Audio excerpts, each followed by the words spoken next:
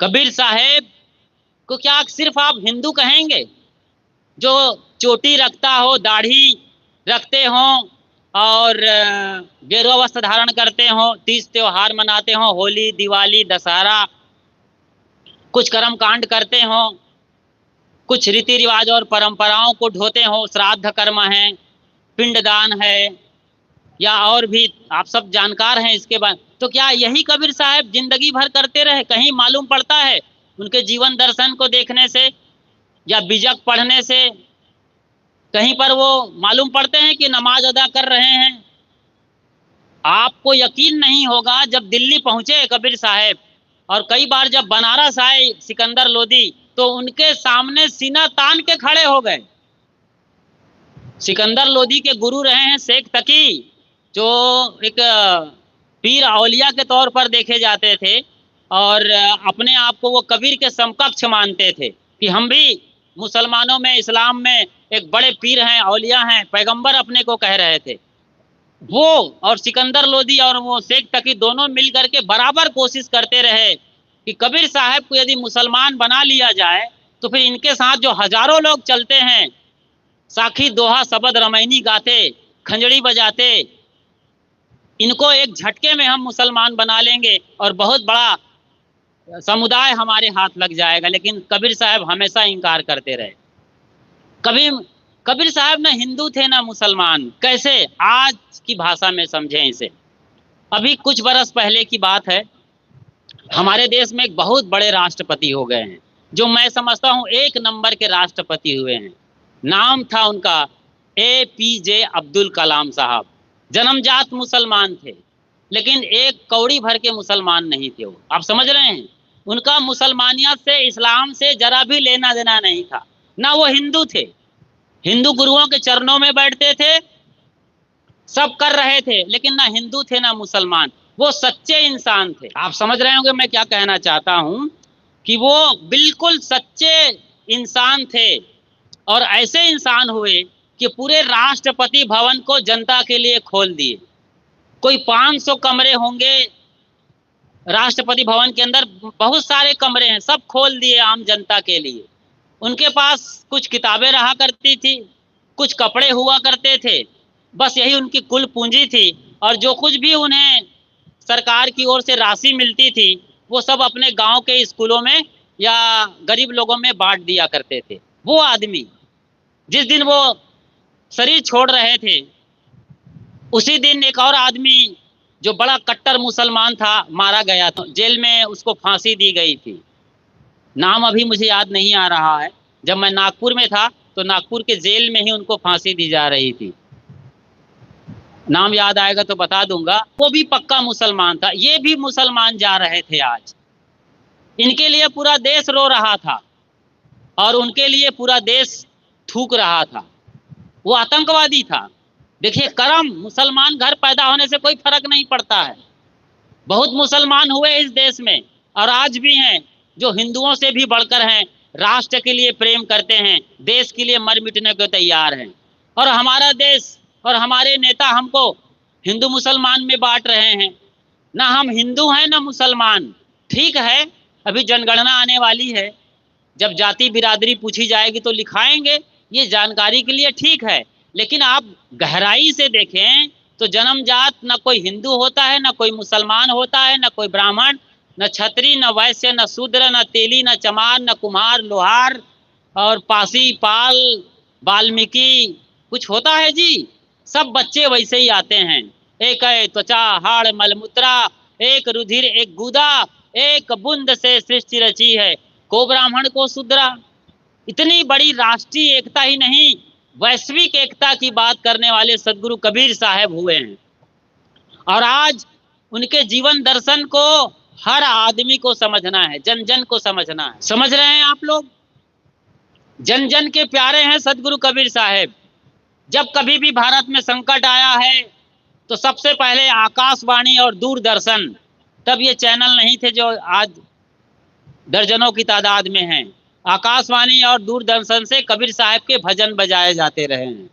मैं 1984 की बात करता हूँ, जब मैं बालक, मतलब छोटा सा एक बच्चा था खेलने कूदने वाला, तो सड़क में ट्रक भर भर के कौन जा रहे थे? सिख। उनके सारे बाल मुड़ दिए गए थे, मुंडे लोग जा रहे थे ट्रक में भर के, पेरा पुआल और पाल बाल दाना वो अपने सर पर ढके हुए थे। मैंने पिताजी से पूछा आकर, ये कैसे मुंडे लोग ट्रक भर भर के जा रहे हैं, क्या है पिताजी? तो बताया इंदिरा गांधी की हत्या हो गई है, पूरे देश में सिख विरोधी दंगा भड़क गया है, इसीलिए सारे जो सिख हैं वो अपना बाल छिलवा दिए हैं, न मरने से बच जाएं तो सही। और उस वक्त आकाशवाणी में चलता था, दूरदर्शन में भजन गाया जाता था, भाई रे दुई जगदीश कहाँ ते आया, कहू कौने बौराया, अल्लाह राम करीमा केशव हरि हजरत नाम धराया, गहना एक कनक ते गहना, या में भाव न दूजा, कहन सुनन को दुई कर थापे, एक निमाज एक पूजा। वही महादेव वही मोहम्मद, ब्रह्मा आदम कहिए, को हिंदू को तुरुक कहावे, एक जिमी पर रहिए। एक जमीन पर रहना है, कोई हिंदू नहीं, कोई मुसलमान नहीं, हम सब इंसान हैं। केवल दो जाति हो सकती है, ये माँ बहनें हो सकती हैं, और एक हम भाई बंधु। सदगुरु कबीर साहब आज से 600 बरस पहले इस धराधाम पर विचरते थे और अपने विचार रखते थे। सदगुरु कबीर साहब का आगमन तब हुआ था जब दिल्ली की गद्दी पर बादशाह सिकंदर लोदी बैठे थे, मुसलमान सल्तनत का साम्राज्य चल रहा था। एक तरफ हिंदू नामधारी पंडित ब्राह्मण धर्म की दुहाई देकर अपनी रोटी सेकना चाहते थे, वहीं दूसरी तरफ मुसलमान आक्रांता अपने कुरान या भाले के बल पर देश को इस्लाम में बदल देना चाहते थे। और इसमें जो नीची जाति के लोग रहे हैं, मोटे तौर पर कर्मकर, जैसे लोहा के सामान बनाने वाले लोहार, सोने का काम करने वाले सुनार, चमड़े का काम करने वाले चर्मकार, मोची, बढ़ई, कुम्हार, कोरी, पासी, ये जो नीची जाति के लोग कहलाते हैं, एसटी ओबीसी आज कहलाते हैं, दलित महादलित पतित कहलाते हैं, ये लोग पिस रहे थे। ये लोग न घर के थे न घाट के। अजीब स्थिति में भारत हाल बेहाल था।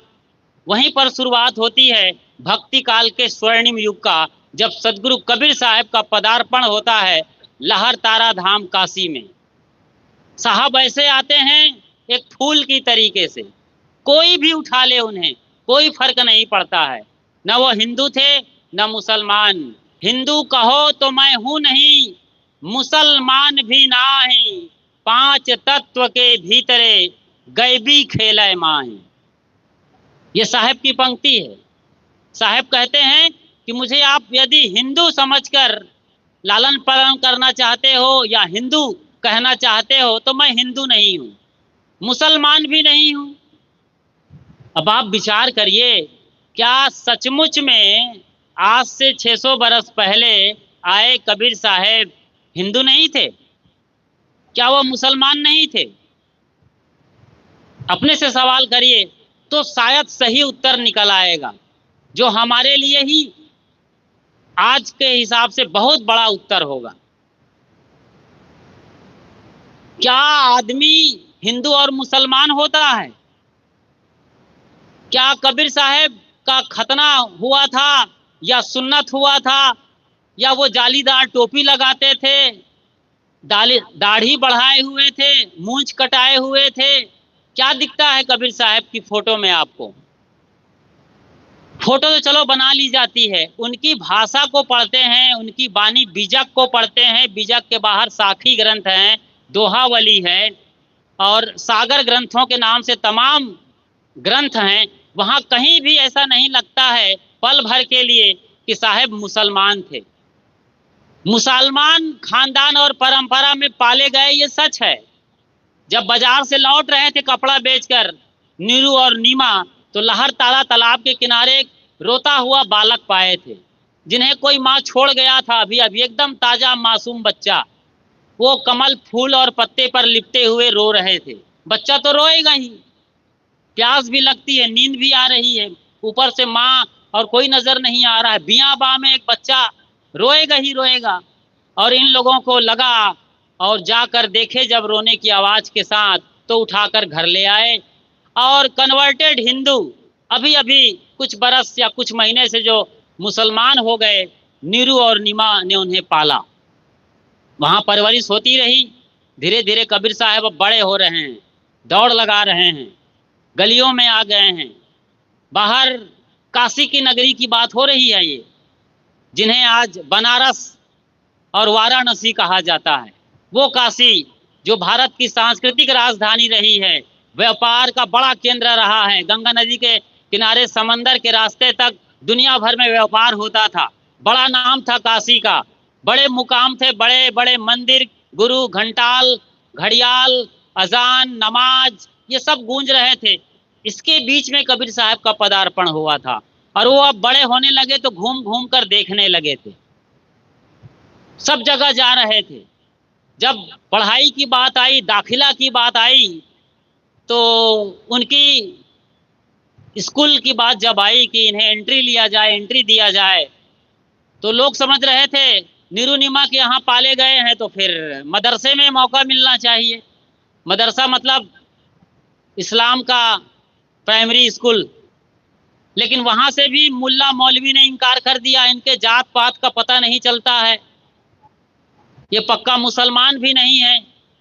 दरवाजे बंद कर दिए गए स्कूल के।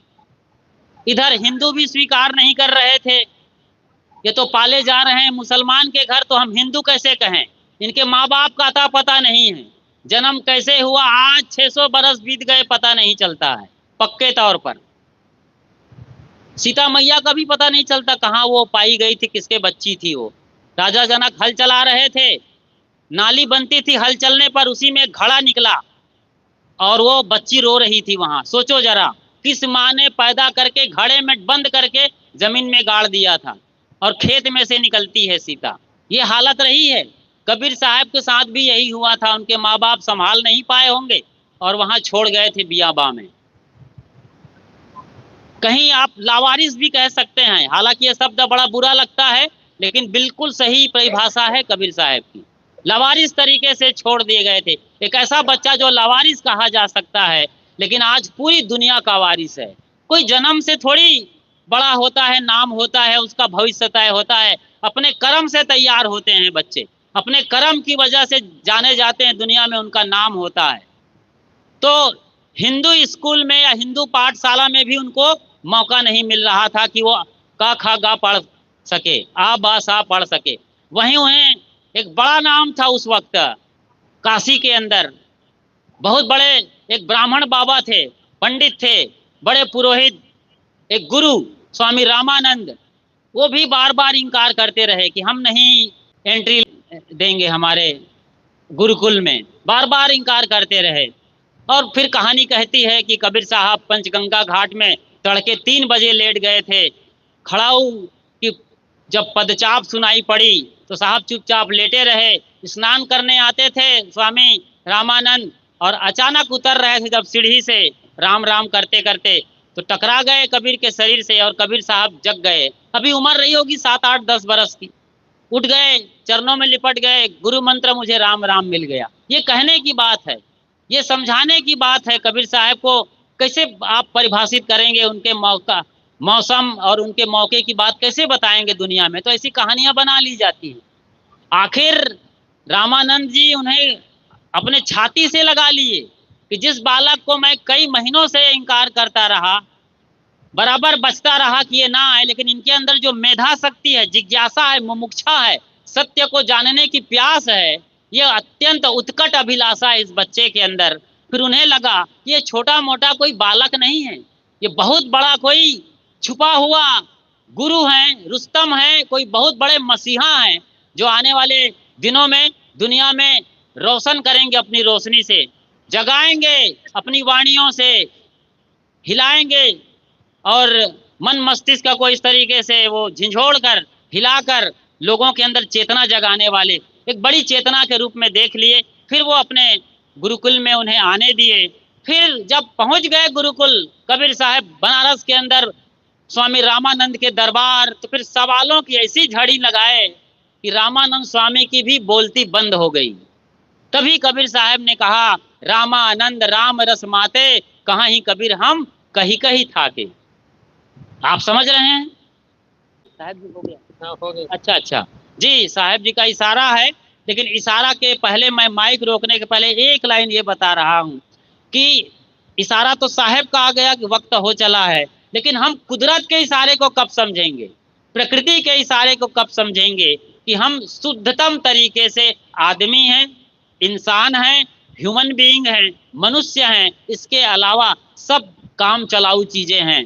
बाकी जैसे आपका नाम सिर्फ काम चलाऊ है, कहीं शरीर को पूरा रगड़ करके पीस करके कपट छन कर दिया जाएगा या किसी तरीके से और फिल्टर किया जाएगा तो आपका न नाम आएगा, न जाति आएगी, न बिरादरी आएगी। तो ऐसे आप सच्चे इंसान बन जाएं, सच्ची मानवता का काम करिए और अपने इंसानियत मानवता के धर्म को जी करके एक ऐसे मसीहा बनिए जिसका नाम हुआ है सदगुरु कबीर साहेब की जय।